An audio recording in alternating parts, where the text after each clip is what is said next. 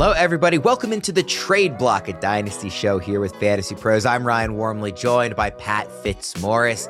Fitz, we are into April. We did a live stream earlier this week where we were talking about how we are like 2 weeks away from the draft. I mean, I don't want to say it snuck up on us because we've been doing these shows for a few months, but even having said that, it still maybe has snuck up on me a little bit here, just how close the draft is. So we're getting excited to talk more about rookies, talk some Dynasty trade value chart updates. That's what we'll be doing here on this show. Our monthly check-in. The first of every month, we have the updated Dynasty trade value chart dropped on the site. That's at FantasyPros.com. You can go check out April's update if you're looking to make trades here before the draft, maybe sneak in a few values before we learn about some landing spots here. But as we sit here a couple weeks away, Fitz, what's your mindset like for this rookie class, for this draft, just all of it? Boy, it has snuck up, Worm. It felt like we had so much runway for a long time, and all of a sudden it's about to be wheels up here. So yes, it snuck up. Still trying to talk myself into this class and not having much success. I don't think it's a very good class for fantasy, and it's also sort of just generally lacking star power at the top. So hey, it's the draft. It's going to be fun. There are going to be some stars who come out of it and some players who surprise us from day 2 and day 3 of the draft. But,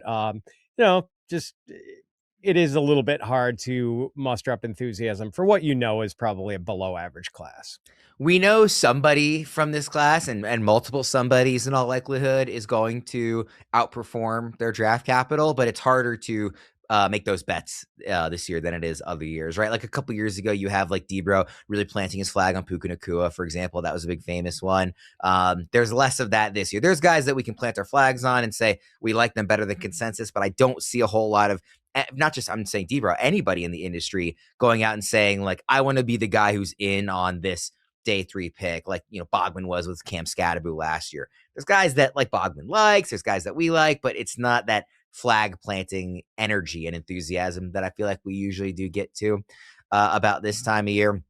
By the way, just before we jump into the show, I want to let everybody know if they want a chance to win a Tyrone Tracy Jr. signed Giants jersey for free, courtesy of our friends at pristineauction.com. All you have to do is subscribe to the Fantasy Pros Dynasty YouTube channel right now. Drop a comment below on any of our videos, and that is it. We will be announcing a winner right here on the channel, so make sure to turn on those notifications so you can know when new videos are up and to claim your prize. We're going to do what we always do here, Fitz, and go through position by position in the updated Dynasty trade value chart and kind of react to where guys are moving around and all that fun stuff. By the way, yeah, it's just talking about the draft sneaking up on us. I signed up for a bowling league this spring, and I signed up a couple weeks ago, and it's starting in April, doing it with some of my friends.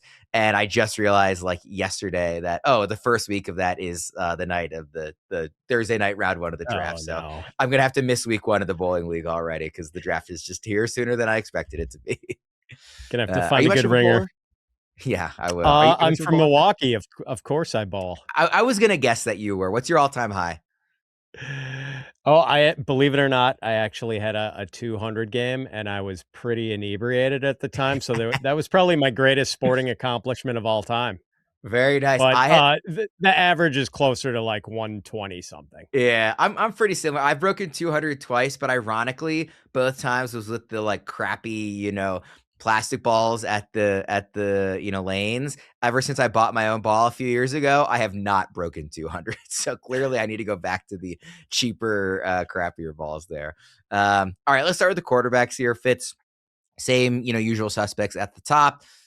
Drake May, Josh Allen, Jaden Daniels, Lamar Jackson. Those first 2 are tied. Second 2 are tied in value here. Caleb Williams up to 5. Not that he took some huge leap, but he did kind of smallly separate himself from that next tier in the eyes of this chart. Do you think that's right as number 5? I think pretty much everybody would agree with the top 4, even if your order would differ. Is Caleb your choice for number 5? I think he is. Yeah, I've got him at number 5 in my dynasty rankings, and I think there's still a sense that he's just sort of scratching the surface of his talents. What we saw from him in some of the heroics in the playoffs certainly gets people excited, and that was kind of about big plays more than overall production and overall like eye-popping numbers in some of those playoff games. But he started to grasp Ben Johnson's system last year. And later the later it got, the better he seemed to be and the more comfortable he seemed to be in it. And that's raised expectations for 2026. And I know Bears fans here in the Chicagoland area are really, really excited about him. I think there's going to be some fantasy enthusiasm for him too, and doesn't hurt that he's got running ability. Um, yeah, I think there's still a lot. We have not seen his best fantasy season yet. I feel like if it were up to me solely, I would have Herbert as QB5, but I do think Herbert, Caleb, and Burrow is the correct tier 2. I do see a gap of those three in terms of right now, current value, behind the top 4, but ahead of like number 8 on this list is Patrick Mahomes, 9 is Jackson Dart, Jalen Hurts. I feel much better about Caleb, Burrow, or Herbert than those two. So that really feels like 5, 6, 7. And again, you could quibble about the order. For me, I'd have Herbert atop that list, but like I think it's totally fine to have Caleb there or Burrow there if you wanted to. But that feels like the right group there. Not much change in that range of the value chart. Slight bump for Bo Nix. Do you feel like the Jalen Waddle addition is enough that you're considering adding value to Bo Nix's, dynasty value in a chart like this? Not that his ranking really moved a ton, but just like the overall value in terms of how he would be compared in a trade, or is that not enough of a needle mover for you? It wasn't enough of a needle mover for me. I've still got him at 14, and I've got him behind Jalen Hurts, Brock Purdy, Jordan Love are the 3 guys I have ahead of him. I just think those guys are better quarterbacks than Bo Nix is, but I understand the increased enthusiasm. He does have a really nice array of weapons now for pass catching. So I get the dynasty enthusiasm and why like that perceived value that's real in the market, I believe. So you said you 14th for you. I wonder who you have below him that's not below him here, because if we bumped him down behind Purdy and Love, that would put him at 15, I believe. Oh no, I'm sorry, that would put him at 14. I was looking at the chart wrong. So you would be you just have those two flipped in terms of where we have them in the chart. Yes.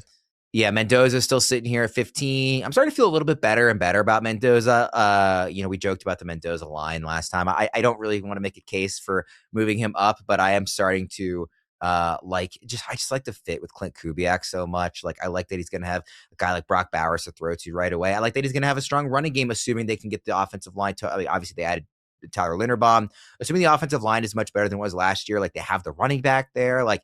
If they can just get like one more offensive line piece and add him another weapon, maybe on day 2 of the draft, like I'm going to be feeling pretty good about the situation he's walking into. And they're not going to have to force it right away with Kirk Cousins there. I mean, obviously, I assume the Cousins signing wouldn't have you change Mendoza's value too much, because maybe that's just like, oh, it costs him a few weeks of starting, but it's not like going to be a long-term effect. But man, I just like that situation more and more the more I look at it for specifically a quarterback like Fernando Mendoza. I agree. And the Cousins signing makes it likely that Mendoza is not the week 1 starter, but it's not going to be too long. I think they're going to give him maybe a month to just sort of sit and serve an apprenticeship behind Cousins, watch and learn, and then he's going to be in there. I have the number 2 pick in a rookie draft this year in a league. It's Superflex, and I could use both a quarterback and a running back. I'm not desperate for a quarterback, so I still would prefer to get Jeremiah Love in that draft. But the more I am looking at this, the more comfortable I am with, like, I'm still going to be really happy if Mendoza is my pick at 2 as opposed to Love. Like, it'll be a disappointment just in terms of it wouldn't have been my pick, but it won't actually be an emotional disappointment. I'll be pretty thrilled about it. I think it's a great fit for him. A lot of other really minor movements kind of around here. There's like I said, not a ton of huge movers and shakers. JJ McCarthy goes down to 30. Does that feel right? I mean, obviously they bring in Kyler. So it's not like he's going to have this, open runway to being a starter, which is what we all expected coming off of the disastrous last season. But this still is like a young player with legitimate like athleticism and arm talent who is getting more and more reps, right, and getting further removed from the injury, and experience is something he needed to add just at the NFL level. Like, do you have any hope for him? Does QB 30 feel like a good buy opportunity for him because he's valued so low? And hey, it's a lottery ticket, but sometimes lottery tickets hit. Or are you like pretty much in the Anthony Richardson range of just, I don't even want to bother having him on the roster. He's not worth anything. It's sort of, maybe he is in the same sort of situation with that Richardson finds himself in now, where things were so bad during the the debut, the first go round as a starter, that like he's not guaranteed another appearance as a starter. Like it's probably going to have to take some sort of unique circumstances, an injury or something else, for him to get another crack at it. Like some guys, they're not quite ready. They get the plug pulled on them for a little bit of time, but there is the assumption that they are going to be reinserted at some point. I don't think that's the case for JJ McCarthy, just as it hasn't been the case for Anthony Richardson. So um, maybe he can get another chance and prove himself in that. Like he'll play again in the NFL at some point, but it's not we can't take it for granted that a team is going to hold the door open for him to have that opportunity. He's probably going to have to, really cash in whenever he does get that opportunity, and it's probably not going to be a planned opportunity. Let me see if I can make you throw up live on air. Rank for me in Dynasty: Ty Simpson, Michael Penix Jr., JJ McCarthy, and Shedeur Sanders. These guys are back to back to back to back in the trade value chart. Again, Ty Simpson, Michael Penix Jr., JJ McCarthy, Shedeur Sanders. How would you rank those right now? Right now, I've got them within 5 spots of each other. I've got it Penix, Sanders, Simpson, then Mac Jones, then JJ McCarthy. Yeah. Mac Jones is at the bottom of this list in the trade value chart, but they're all very close. The last QB question I just wanted to very quickly ask you, Fitz. I was kind of expecting, now that we have the starting opportunity and official landing spot for Malik Willis, I thought he might move up a bit in this list. Now, it's not the best landing spot just in terms of the offensive talent around him, but they're going to give him an opportunity. Like, at the very least for this season, he's going to have the opportunity to be the starter. The fact that they don't have a ton of weapons, I think, might make him run more often, because he's not going to have these, and they will probably add receivers in the draft, of course, but he's not going to have this great receiving room to throw to. So like, he might take off more, which is valuable for fantasy. I don't think the defense is going to be good. So they're going to have to, fast pace and throwing a lot when he is throwing to try and catch up in these games. Like, I think QB 23, it was already low before we knew the landing spot. I still think it's low now. I'm with you. I've got him at QB 20. But maybe this is being influenced by the fact that he's probably got the worst group of pass catchers in the NFL right now, and that maybe it's not a slam dunk that he is going to enter 2027 as the Dolphins starter. Like, they did make a commitment to him with the contract, but it's not so deep a commitment that they couldn't sort of replace him with a first round quarterback next year. I think that's right. The contract being kind of a little bit smaller than I expected it to be does make me kind of rethink the long-term stuff, but he'll have an opportunity to at least prove this year that he can be the guy going forward, which I think is enough given the flashes we saw in Green Bay for me to think he should be up a bit from where he is. Like, I think he should be ranked in the Jared Goff and Baker Mayfield range, even though he's a different type of like dynasty asset, right? Like, one of those you'd much rather have as a win now team versus taking a swing on the future. But I think that's still the right range for him. Let's go to the running backs here, Fitz. Obviously, not much change at the top here. I think, are you still feeling like, Jeremiah Love, the tie will be broken with him and Genty based on landing spot? If it's a good spot, we'll move him just ahead of Genty, and if bad spot, we'll move him behind. Right now, he's tied. Yeah. I mean, I've got Genty a little. I don't know if there's a landing spot, honestly, Worm, that could push Love ahead of Genty for me right now. I guess it would have to be like he falls further than we expect in the draft, and then the landing spots start to open up. Like, I'm just playing fantasy here, but like the Rams decide with that 13th pick, he falls because he's a running back and he's the best player on the board, and it's a rare opportunity, and like we'll finally move on from Kyron. That sort of scenario feels like the one where it would really take a step forward. The guys in the range that he is most likely expected to go in, in terms of Tennessee, New York, Arizona, like Washington. Washington to me feels like the best of the realistic options inside the top 10. Now that the Saints and Chiefs aren't really options anymore, I feel like Washington would be my favorite. I will not be that thrilled if he goes to Tennessee or one of those other, or like Arizona especially. How about a place where he actually made a visit, Cincinnati? That one I just like can't possibly believe with all of their issues that they would take a Defensive running needs. back. Right. It They it did host him for a visit, but I've been looking at this and I feel like if the top 6 defensive players are off the board, like there are yeah. 6 real uh, I don't know. I guess I consider there to be 6 impact defensive players available. Good chance that none of those 6 are around when it gets to them. And do you force the issue with number 7, or do you just take a guy that some people think is the best player in this draft?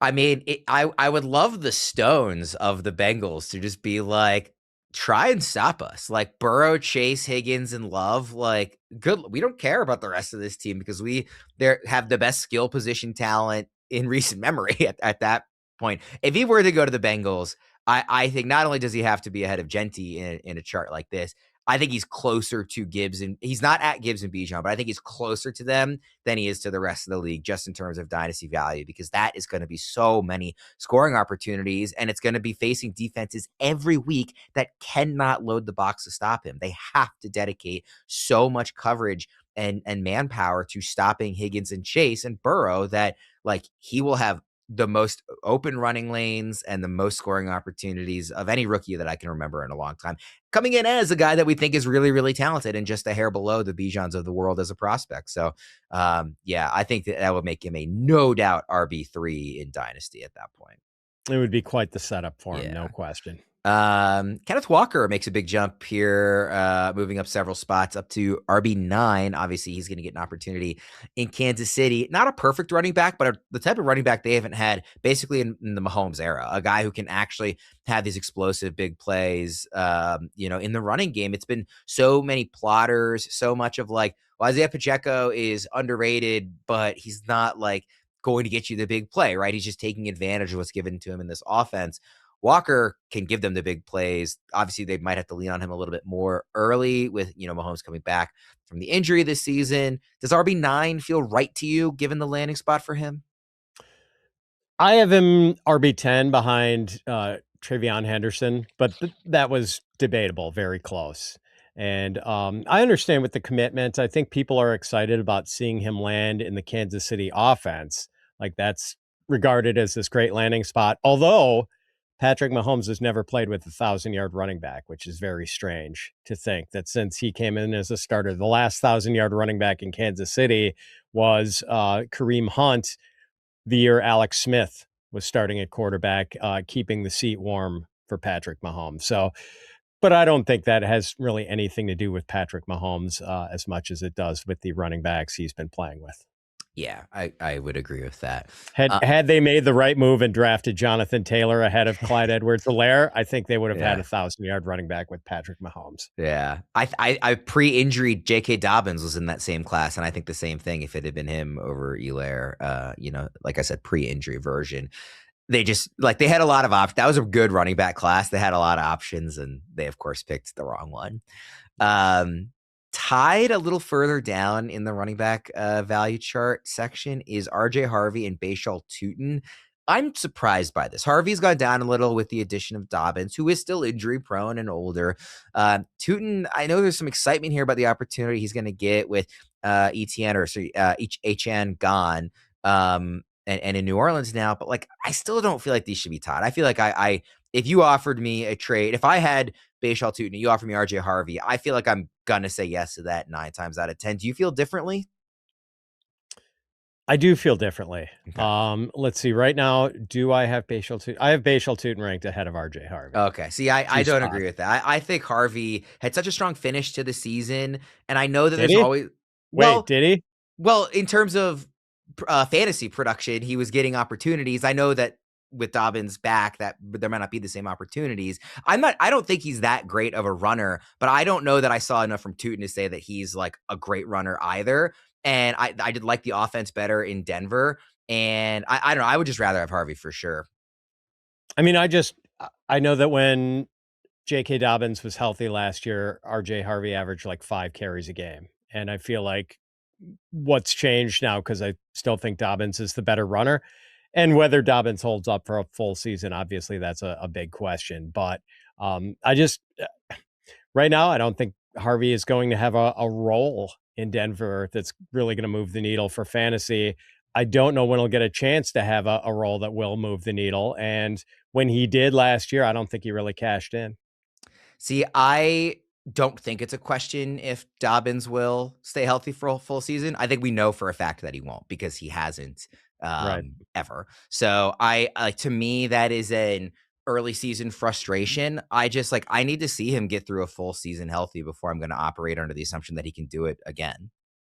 Yeah. But it's just they sort of I think they're bringing the whole gang back. Jaleel McLaughlin, Tyler Yeah. Bidet. Like I just I'm not totally sure that RJ Harvey is a lot better than Jaleel McLaughlin right now. And I liked him a lot as a prospect coming in last year. I was just disappointed watching him play. That's fair. I don't want to make the case for Harvey so much as I'm making the case pushing back a little bit on the Tuten hype. Sure. Because I'm not sure what we saw from him last year to make us think he can be this, high powered dynasty running back. He had one game last season with 15 rushing attempts. Every other game, he was in single digit carries last year. Like, again, I know that there are other players in that backfield that are no longer there, but like, I feel like if he was a really good running back, he would have earned more of more of an opportunity, I think, in that offense. I mean, he finished the season getting 2 carries in week 14, 1 in week 15. He was hurt in 16 and 17, 5 carries in week 18. Like, I don't know. I didn't see anything from him that makes me all excited about moving him up either. Yeah, Liam Cohen cast his lot with Travis Etienne last year, HEN. Yeah. And now, I mean, it is reasonable to wonder what Bhayshul Tuten's role is going to be with Chris Rodriguez in the fold now, who played for Liam Cohen at the University of Kentucky a few years ago. So very possible that's just sort of a like work specific, situation specific backfield with Rodriguez as the early down thumper and goal line guy. Tuten maybe like the third down back plus. So like that's kind of the way I'm expecting it to play out right now, but we'll see. Like a lot of people liked Tuten a lot as a prospect, and whereas I think Harvey sort of disappointed us last year, I just don't think we've got a full audition from Tuten yet. Let's go to the wide receivers. I had a conversation about this with Bogman earlier this week, Fitz. So I'm curious your opinion. I feel like I'm obviously not saying like, sell low on Puka or get rid of him at any cost or anything like that. I feel like the top of the wide receiver position in Dynasty is so strong that his, multiple concerning negative headlines this offseason, including him going to rehab, is enough for me to say, I think I'd just rather take Amon-Ra St. Brown, who's ranked a little lower than him in Dynasty in this chart right now. Justin Jefferson, CeeDee Lamb, Malik Neighbors, I think you make cases for as well. You get to a certain point and it's like, yeah, no, Puka's a stud. Like I'm not taking, George Pickens over him, or as much as I like Teteroa McMillan, somebody like him. But I think that top 6 or so is so good that I'm starting to think Puka should be towards the bottom of that. He dropped literally 1 value point in this, so he didn't change his ranking at all in here. He's still wide receiver 3 behind Jamar Chase and JSN, but ahead of St. Brown, Jefferson, Lamb, and Neighbors. What do you think about Puka's placement, just given some of this offseason stuff going on? So it's fair to wonder if a 1 point value drop is enough, given some of the noise around him and the issues. But at the same time, the guy has done nothing but be awesome when he's been in between the white lines.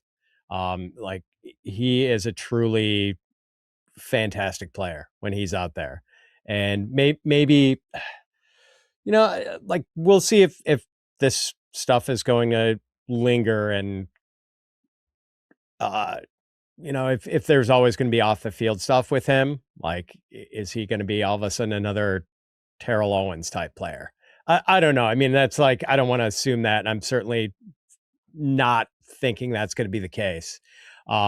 Maybe the bigger long-term concern is just that Matthew Stafford isn't going to be around forever. And eventually he's going to be playing with a lesser quarterback. That's exactly what I was going to say. Is it's not just the off-field stuff. It's the fact that he has a history of getting banged up a lot and some injury stuff in college. He has a quarterback who this might be his last season. He has a head coach who has flirted with retirement very young at times in the past too. And And every mock draft has the Rams taking a wide receiver at number it 13. seems like Mekhi Lemon to the Rams is like one of the most common, picks I've seen. So like, yeah, you were exactly right to frame it as when he's between the white lines, there's almost nobody you'd rather have. Like I think 3 is very appropriate there. It's just there's so many different things not between the white lines that keep adding up, and eventually, and again, if it was a weaker position, then I'd feel very differently. The fact that what you're getting out of St. Brown every year, we are assuming that Jefferson is going to be the same stud he's always been now that they don't have JJ McCarthy as the quarterback. CeeDee Lamb, I'm really high on, as kind of a bounce back this season. Not that he has fallen off when on the field. Neighbors, when he gets back healthy, looked like this rising, megastar prior to the injury. Like there's just so many enticing options. I don't think you could go as low as below Neighbors now that I'm talking it out loud, but I think you could put Puka below CeeDee Lamb, and I'd be totally fine with that. Putting St. Brown, Jefferson, and Lamb ahead of him, just saying like, hey, there's a lot of question marks here, and these other guys are also awesome.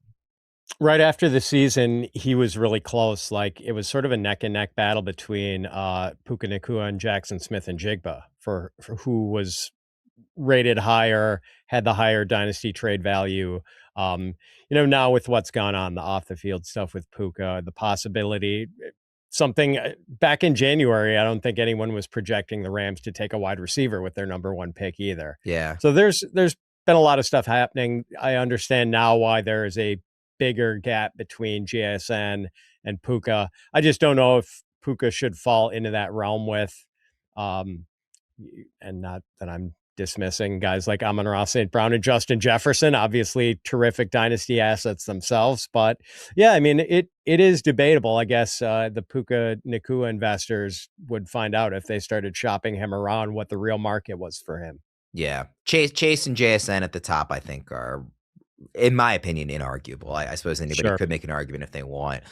JSN, I guess you could say, like, we'll see, Clint Kubiak, like what the use, we've seen him not get used properly before, but the cat's out of the bag there, right? Like the new offensive play caller is not going to go back to the Shane Waldron days of play calling for him. So yeah, those two feel pretty inarguable at the top. Not a ton of big movers and shakers at the position in the chart. I wanted to look, kind of move way further down here. Omar Cooper is up to wide receiver 36 in this chart. He takes a big jump. Just that's continued helium. He's going to be a first round pick in the NFL draft. Now that wasn't the case a couple of months ago. It seems very obvious it's going to happen now. DJ Moore moves up a bit to wide receiver 42. What do you make of Moore in Dynasty now that he has this real opportunity with Buffalo? Joe Brady, a play caller that he's had success with before. Does 42 feel too high, too low, or just right for you? I think it feels just right. It always felt like DJ Moore to me, if watching here in Chicago, watching a lot of Bears games, like he and Caleb Williams just there was some chemistry issue there. Those guys just didn't click. Now he gets a chance with a true premier quarterback, a guy who has fully arrived. I think Caleb Williams will fully arrive at some point soon, but like Josh Allen is there already.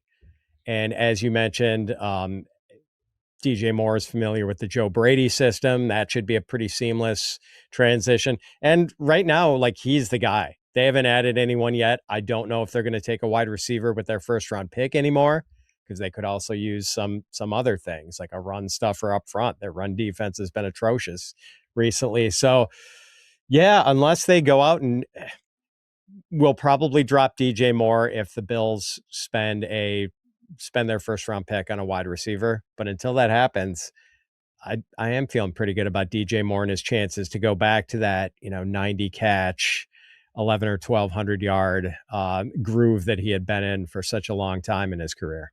Yeah, I have a couple of dynasty leagues where I've been holding on to him and not like overly excited about it, but like kind of have had nothing better to do with him, like no real compelling trade offers. And I'm happy to have held him. I'm curious to see what this year looks like. I'm not saying he should be ranked like way higher, but I'm pretty intrigued by what this could look like. Just quickly, last one on the receivers. Mike Evans moved up a bit in value. I like the landing spot for him, but it's, prior to Baker kind of being banged up this last year, I thought it has been a successful offense for him. I'm not sure just how much of an upgrade it is, especially at his age, coming off, an injury, play season. Where do you think Mike Evans belongs in dynasty rankings? Um, I'm trying to find him in my rankings right now, but yeah, it seems I don't know if I adjusted him upward quite to the extent that the trade value chart did. So I've got him. Yeah, I've still got him down like in the 60s. So right, he's 49, wide receiver 49 in our chart, and I've got him at like 60, 61. Yeah. So yeah, like we're still looking at an older receiver who I know they gave him multiple years on the contract, but the window for productivity might not be long. You know, like at some point, does he slip into the sort of late career doldrums that we saw AJ Green go into, where it was just like no one wanted to roster AJ Green in Dynasty in the last year or two. Yeah. But it does set up pretty well for him this year with Ricky Pearsall not proven and sort of injury prone, and George Kittle coming off this major Achilles injury where he's probably not even going to see the field until November. It's just like he is positioned where he could be an alpha receiver, continue to be one, and physically, if he's up to it, you know, we've seen a few more minor injuries for Mike Evans in recent years than we did for the vast majority of his career. But if he can stay healthy, like there is the chance for him to be a 1,200-yard guy again who scores 10 to 12 touchdowns. I'm pretty in on him in redraft. I just was surprised by how much he moved up in Dynasty with the move. That was a surprise to me. Hard one to triangulate. Good setup. Yeah. He's got a good quarterback. He's got Kyle Shanahan as his play caller. Like everything bodes pretty well for 2026. But you know, how do you triangulate the age factor of a guy who's maybe only got one or two more productive years left? We're past the 30-minute mark, so let's go quickly on the tight ends. There's really not a ton of movement, and I think most of the rankings at tight end are pretty like there's not a ton to argue. Like I think it's pretty obvious. Like Bowers 1, McBride 2, Loveland 3. Like this group of Warren, Fannin, and Kraft 4 through 6. Like it feels pretty correct for the most part. There are two names I wanted to ask you about here before we get out of here. The first one is a big riser, Isaiah Likely. We've been talking for years, it feels like, Fitz, of as soon as we get Andrews and Likely split, whether it's in Baltimore, you know, whoever's in Baltimore and whoever leaves, we're going to be pretty excited about this. We finally have that split here in free agency in March. We saw Likely sign with the Giants. He followed John Harbaugh there. We now know his quarterback for the long term. We know his landing spot for the long term. We know the offense he's going to be playing in this year. He's up at tight end 11. He moved up about 11 points in terms of value in tight end premium, 8 points in non-tight end premium. Does tight end 11 feel correct to you? Close to it. I've got him at 12.